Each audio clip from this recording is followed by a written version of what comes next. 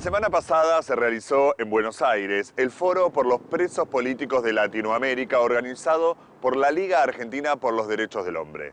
Casi toda Latinoamérica estuvo presente en este importante encuentro donde representantes de los distintos pueblos expusieron sobre la situación de hombres y mujeres encarcelados por motivos políticos y sobre los derechos humanos en sus países. Hoy le vamos a dedicar nuestro programa a las denuncias, las reflexiones y el análisis de lo que está sucediendo en Perú, en Colombia, en Venezuela y con el pueblo mapuche en los territorios chileno y argentino.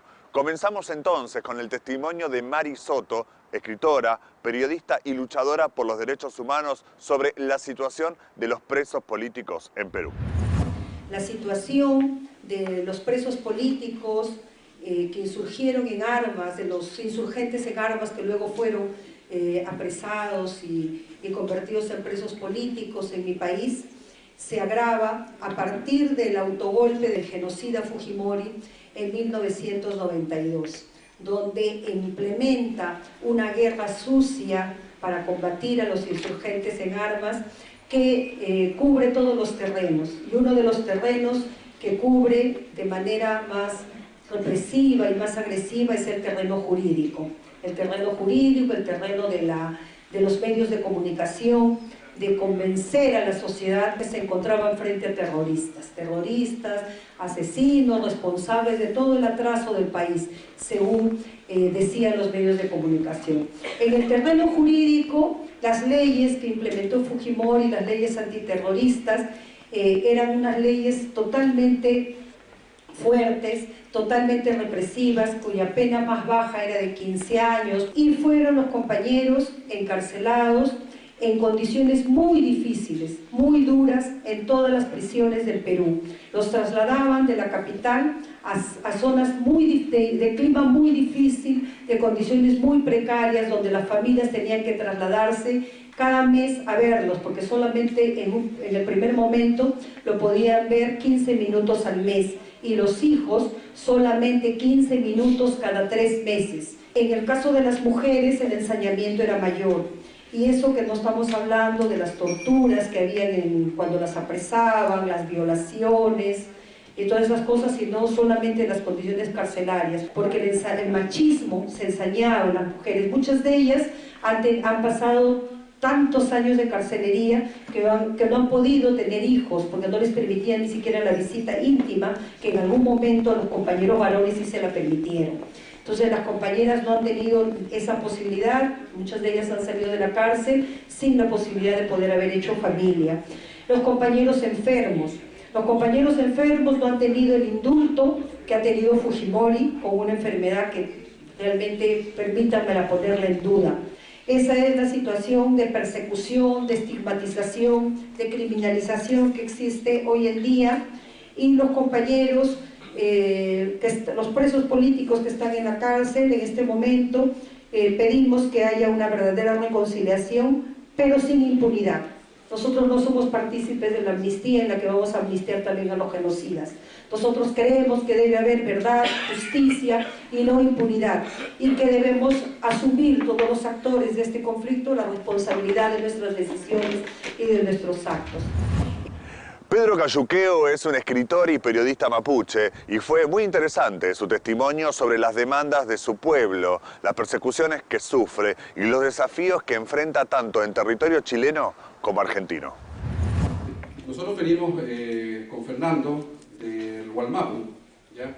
Cuando dicen Chile nos complica a los mapuches que digan Chile, porque la verdad es que nuestro territorio tiene otro nombre y sabemos, digamos, que somos víctimas más bien de la invasión de los estados.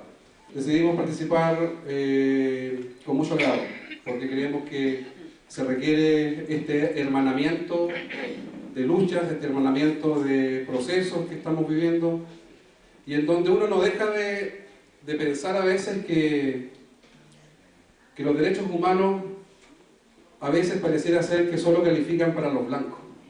Y tienen que llegar a esos pueblos originarios que están hoy día levantando banderas, levantando reivindicaciones, luchas en distintos espacios, en distintos territorios, no solamente el pueblo mapuche, hay luchas indígenas en todo el continente, desde Polo Norte hasta el sur, y creo que ahí hay una necesidad tremenda de confluir y de coincidir.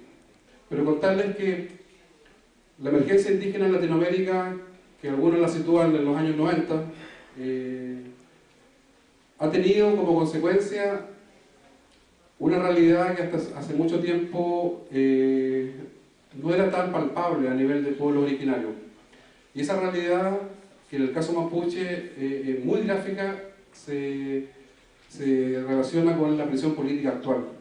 La presión política que sufren hermanos de distintas organizaciones, comunidades que levantan banderas en torno a los derechos territoriales, culturales, políticos, y que los estados porfiadamente se niegan a dar cauce político a esas demandas. En Chile hay una continuidad, hubo una continuidad, y yo me atrevería a decir que todavía existe una continuidad de un modelo de Estado, un modelo económico, un modelo de sociedad que heredamos de la dictadura militar y que se mantiene bastante intacto por lo demás. Y es ese modelo el que ha hecho crisis, ha colisionado con los derechos de los pueblos originarios. Y la respuesta gubernamental de distintos gobiernos democráticos ha sido exactamente la misma. Ha sido criminalizar la protesta, judicializar la lucha indígena y aplicar leyes incluso que avergüenzan a cualquier sistema democrático, como la ley antiterrorista de Pinochet contra luchadores sociales indígenas. Ahí tenemos una lucha que se mantiene muy actual, porque desde los primeros casos de presión política indígena en Chile, años 1992, 1993, en Temuco, hoy día yo al menos podría calcular en un número al menos 600 o 700 líderes sociales indígenas en Chile que han pasado por las cárceles en los últimos 20 años. Y hoy, en este momento que estamos aquí conversando, se está desarrollando una huelga de hambre. Entonces hablamos de luchas que son muy actuales y muy contingentes, que están en desarrollo en el lado de Chile. Y que, como les conté al principio, también están en desarrollo acá en Argentina. También está en desarrollo acá. El lonco Facundo sigue en prisión. Él está hoy día con arresto domiciliario, pero él sigue en prisión, sigue existiendo una orden de extradición desde Chile para que sea enjuiciado también allá. Entonces creo que los modelos represivos que en Chile comenzaron en los 90 pareciera ser que se están ensayando acá en Argentina en la actualidad para pueblos originarios. Hay una lucha que conocí hace muy poco, estuve en una gira en el sur, en Neuquén, una movilización popular y social, y también mapuche, contra la instalación de una base militar gringa en Neuquén, algo que propio de la Guerra Fría, propio de tiempos pasados, que uno esperaría que no sean noticias actuales. Seguimos conociendo la situación en distintos territorios de Latinoamérica en relación a derechos humanos y presos políticos. Sobre la realidad de Colombia, esto decía el presidente de la Fundación Lazos de Dignidad, Gustavo Gallardo. Nosotros en Colombia, como una primera claridad necesaria, estamos hablando de la población de líderes sociales apresados por el Estado colombiano, por la burguesía colombiana, por la burguesía imperial, y que se utiliza la cárcel como una herramienta de guerra. De igual manera, a los insurgentes o alzados en armas, que son apresados también por el Estado como una forma de eliminación. Y una tercera categoría, que son algo que se presentó mucho en Colombia y muy seguramente en algunos países de Latinoamérica, y es pobladores que compartían un espacio territorial donde estaban las estructuras guerrilleras, y eso como forma de utilizar la estrategia militar de quitarle el agua al pez, donde el agua es el apoyo popular y social, el pez es la insurgencia. También eran apresados de manera masiva campesinos y campesinas en estos territorios. Para nosotros también esta población hace parte de las y los prisioneros políticos en Colombia. A pesar de haberse firmado el Acuerdo de La Habana, ese escenario de paz en Colombia está hoy por hoy bastante turbio, bastante en un horizonte incierto. Decirles que a pesar de ese proceso, entonces en Colombia hoy por hoy tenemos todavía más de 600 personas o prisioneros políticos de las FARC en las cárceles. Después de haber tenido en el año 2016, finales de 2016, una ley que es la ley 1820, en la cual concedía, o mejor daba, la posibilidad de la amnistía sin indultos, libertades condicionadas y traslados a zonas veredales de integrantes de las FARC, que era como la salida jurídica que se tenía y que se llegó en el marco del acuerdo, pero que hoy día esos 600 prisioneros políticos de FARC aún permanecen en las cárceles. Hay alrededor de unos 250 prisioneros políticos del movimiento social y popular, campesinos, campesinas, líderes sociales, comunales, campesinos, campesinos cocaleros. Hay al menos unos 600 prisioneros políticos del ELN, del Ejército de Liberación Nacional, en las cárceles en Colombia. Es decir, sacando así las cuentas, más o menos hay unos 1.450 prisioneros políticos en Colombia, hoy día aún después de ese proceso de paz. En Colombia pasamos de unas cárceles, de unos centros carcelarios, en los cuales había unas condiciones, digamos, más o menos que respetaban la dignidad del ser humano, a unos monstruos de cárceles elaborados, diseñados y construidos a la luz y bajo el amparo y asesoría del Buró de Prisiones de Estados Unidos, donde no se privilegian absolutamente nada los derechos fundamentales de la persona que se encuentra allá en situación de reclusión. Si querés acceder a los mejores contenidos, entrevistas, informes y novedades sobre responsabilidad social, conectate a www.responsabilidadsocial.tv.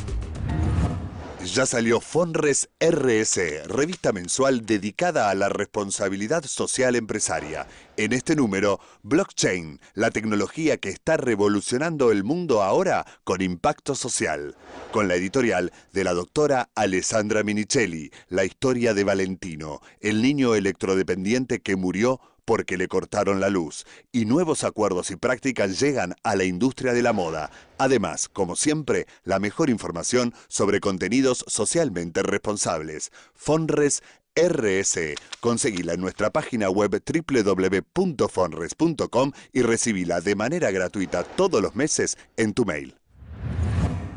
La lucha de Venezuela por la autodeterminación fue el título de un panel en el marco del Foro por los Presos Políticos de Latinoamérica. Allí expuso su visión y su análisis Virginia King, de la Fundación Latinoamericana por los Derechos Humanos y el Desarrollo Social. Hemos estado en diferentes escenarios nacionales e internacionales y hemos podido percibir como testigos de excepción de que los organismos multilaterales que fueron creados en su momento histórico y bajo ciertas premisas para la defensa de los derechos humanos se divorciaron de su rol. Se han constituido en simples y llanos operadores políticos. Cuando nosotros nos vamos a Ginebra a presentar nuestro informe periódico anual, nos encontramos con todas las trabas, porque bueno, se vuelve cómplice el sistema para que nosotros no tengamos acceso a los micrófonos y a los espacios donde podamos dar debida cuenta de las bondades en materia de derechos humanos que ha logrado Venezuela. Bueno, Chávez convirtió la materia de derechos humanos en algo cotidiano. El pueblo venezolano en toda la geografía nacional habla hoy de derechos humanos. De hecho, tenemos una escuela de derechos humanos dirigida a nuestros pueblos, o al pueblo en general, que se llama Juan Vives Zuria, en nombre de nuestro mentor y nuestro fundador. Cuando hablamos de derechos humanos, es el derecho humano indígena, hablamos del derecho humano de la sexodiversidad, que ha sido altamente reconocida en la revolución, de las poblaciones más vulneradas y más vulnerables que ha tenido nuestro país en otro tiempo, cuando estaba instalada la Cuarta República. Sin embargo, Chávez entendió de que había que desmontarlo de ese pedestal y sacarlo. Y Chávez lo hizo parte de lo nuestro. O sea, teníamos que aprender de todavía muchas cosas de nuestro pueblo. Pero nuestro pueblo entendió que tenía la posibilidad, que tenía el derecho, y que Chávez se lo entregaba el rol y la responsabilidad de ser autor, de ser sujeto de la defensa de los derechos humanos. O sea, hemos ganado todas las, de 25 elecciones, solamente se han perdido 2 y hemos ganado 23. Sin embargo, nos llaman dictadura. Sin embargo, nos dicen que no tenemos libertad de expresión, cuando todos nuestros líderes políticos de la derecha se permiten viajar al exterior y hablar mal del país y pedir intervención militar a nuestro país. Y regresen al país y no están presos. ¿Qué tipo de dictadura están hablando? Nuestra verdad es que queremos ser libres, queremos ser emancipados, queremos ser constructores de nuestras propias realidades, constructores de nuestros propios designios. Esa es la realidad de nuestros países. Entonces la lucha continúa, compañeros, y bueno, Chávez vive. Gracias. Discriminación, racismo y colonialismo son temas que se entrelazan en otra de las visiones sobre la realidad mapuche. Esto decía Fernando Pairicán Padilla, representante de este pueblo en el Foro por los Presos Políticos de América. Cuando vine a Argentina, yo viajé a Argentina por mi estudio alguna vez, me llamaba la atención la huelga de hambre que estaba haciendo Félix, me acuerdo, en ese tiempo, pero sobre todo el diario La Nación de Argentina, que hablaba del sector de Formosa, y con enfermedades, dirían los zapatistas, curables. Fue una de las cosas que me impresionó de la Argentina, como había muchas argentinas, parece, dentro de esta Argentina, y en la que el indígena ocupaba un lugar no secundario, diríamos hasta terciario, cuaternario en relaciones sociales, donde las personas estaban muriendo de enfermedades que por lo menos en las ciudades ya en la década del 30 habían dejado de existir. Eso me hacía entender, bueno, de qué Argentina uno está acá, ¿sí? Cuando uno ve por videos como el Peña Iguala, cómo lo tratan, periodistas como este caballero gordito, como no se fue el nombre, la Nata, ¿cierto? Y hace todo un abuso de poder. Me recordaba lo que había pasado con nuestra gente en Santiago o en el sur, cuando los periodistas se mofaban del discurso político del movimiento mapuche. Hoy día no se burlan de nosotros, hemos ganado espacio. El movimiento ha hecho que se abra el espacio. Los presos políticos mapuche han dado dignidad frente a eso también, ¿sí? También hay que darnos cuenta a veces cómo las ciudades, sobre todo las capitales, no se dan cuenta de lo que van segregando socialmente y políticamente del mundo indígena. Entonces, nosotros pasamos por esto. Yo digo que en el caso mapuche venimos del futuro, porque allá la lucha está en un plano distinto. ¿Sí? No tenemos que explicar hoy día que los mapuches vienen de Argentina o de Chile, que es cuando nos pasa, normalmente en San Pedro, alguna vez me llamaron de un diario argentino, me decían, pero los mapuches son chilenos. No, pero los mapuches son de Argentina. No, a lo mejor bajaron de una nave espacial, les digo yo. Da lo mismo de qué lugar emergieron o no, sino que el punto es que comparten un territorio en común. Y finalmente hablamos de la historia de un pueblo.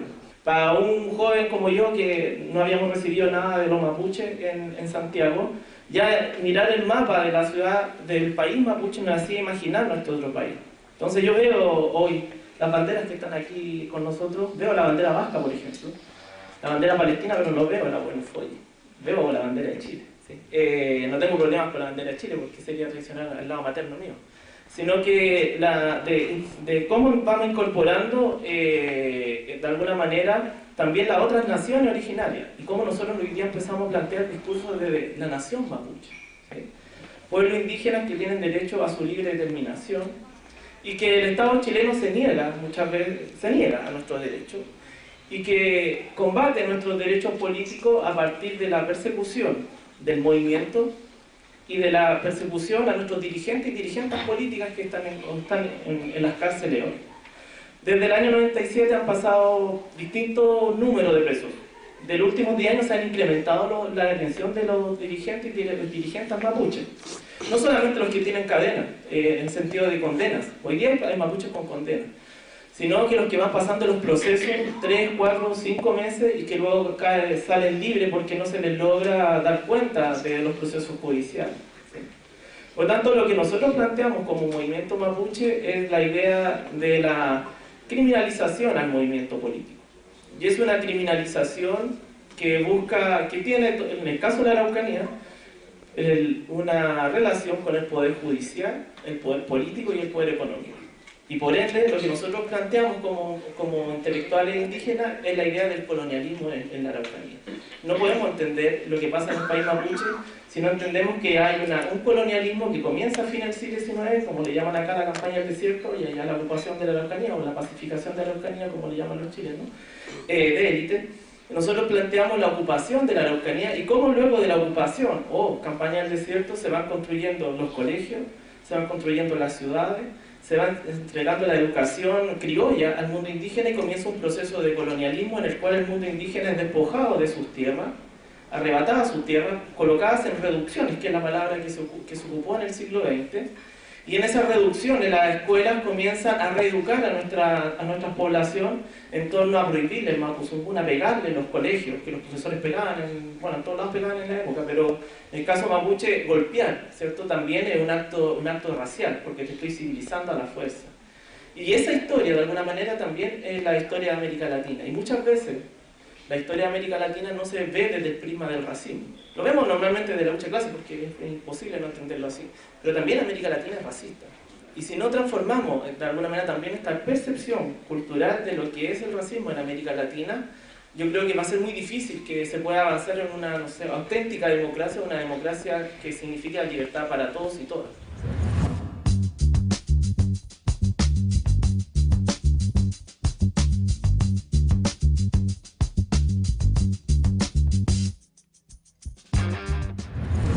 Hasta aquí llegamos hoy, pero tenemos mucho más de este foro por los presos políticos de América, con paneles sobre juicios contra genocidas, violencia institucional, el Estado de Derecho de nuestro país y casos puntuales como los de Milagro Sala en Jujuy y el dirigente mapuche Facundo Jones Huala, entre otros. Los esperamos la próxima semana en 40 minutos y, como siempre, gracias por habernos acompañado.